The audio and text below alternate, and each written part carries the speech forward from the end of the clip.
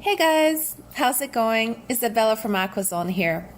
So for today's video, we will cover pleco breeding. So if you're not already subscribed, please hit the subscribe button and the bell icon to get my latest notification, and we'll get going with this video.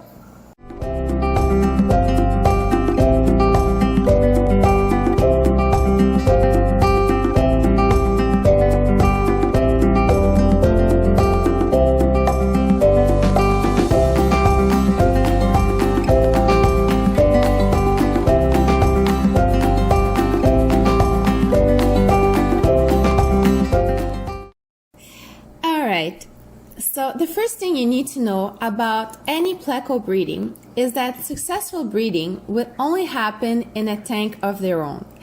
Because once they release the fry free, other fish will start picking at them and trying to eat them. So they really need to have a tank of their own, or with something small like maybe this very small tetras or guppies. Secondly, most plecos, if not all, breed during the rainy season. So that means that the water temperature will have to be quite low. In Celsius, that would be 22 to 25 degrees Celsius. And in Fahrenheit, let me think about that. That would be around 74 to 76, 77 maximum. Alright, so now that we covered the temperature, what do you need in order for your plecos to breed? Well, plecos are cave spawners. They will either breed in small caves the size of the body of one pleco, or they will breed inside of caves made out of driftwood. So you have the option of getting them either a cave made out of stones or piles of stones, and you just let them figure it out, or you just put a large branch with many holes in it and they will find the perfect hole. Because the way it works is basically the male will claim a cave, the size of his body may be slightly bigger, and then the female will come in the cave, deposit the eggs, and she will leave. After that, it's the sole male's responsibility to take care of the eggs until they hatch and they're free swimmers.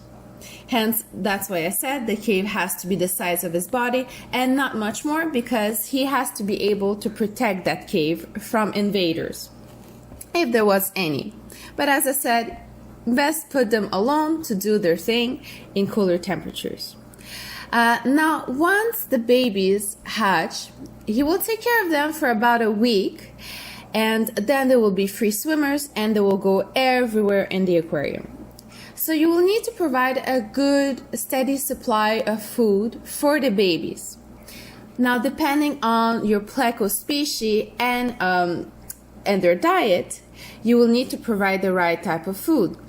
Some plecos, such as the melon pleco or some other bigger plecos, really enjoy an omnivorous diet, and they do enjoy also eating wood. So make sure you have plenty of good acclimated driftwood inside your tank, not something brand new, something that has been sitting around for a while and soaked up all the water and is like nice and mushy by now.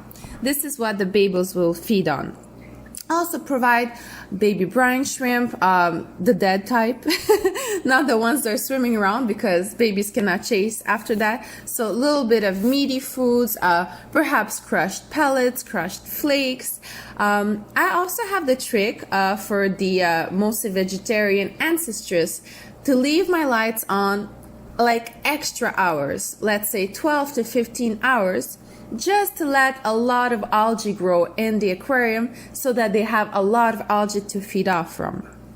Babies usually like the soft greener algae or the newish brown algae. So if you let your lights on, maybe once you know that the male has a clutch of eggs inside his caves, now is the time to turn on your timer to up to 15 hours a day and let that algae grow and already be present for when your babies hatch and they're free swimmers.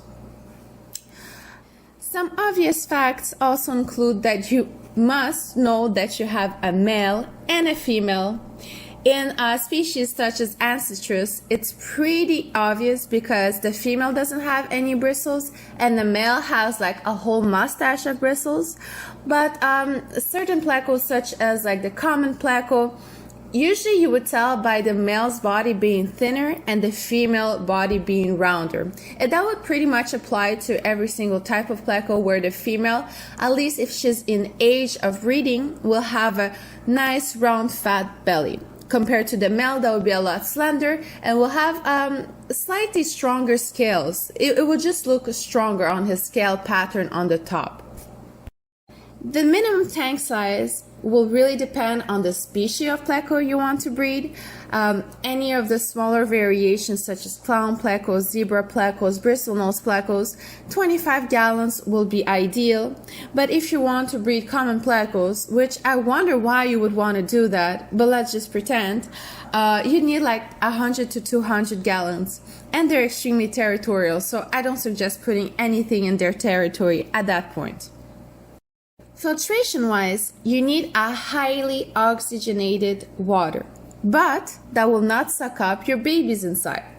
So I suggest sponge filters, under-gravel filters, even hang-on back filters, canister filters are all good. But everything that has an intake, you will have to put a very small sponge on, so it prevents the babies from getting sucked into the filter. Also, I've seen newly hatched plecos actually jump into the overflow of your hang-on back filter and lodge themselves inside that filter. So make sure they cannot just swim up the river and get inside your hang-on back filter. That would be terrible.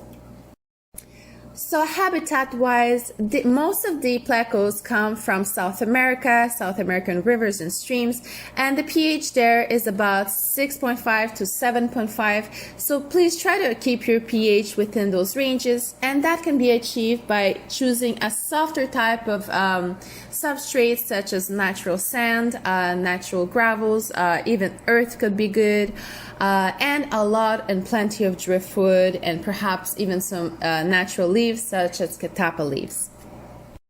And so this sums up the information you need in order for you to breed your plecos. Good luck with that, and I'll see you next time.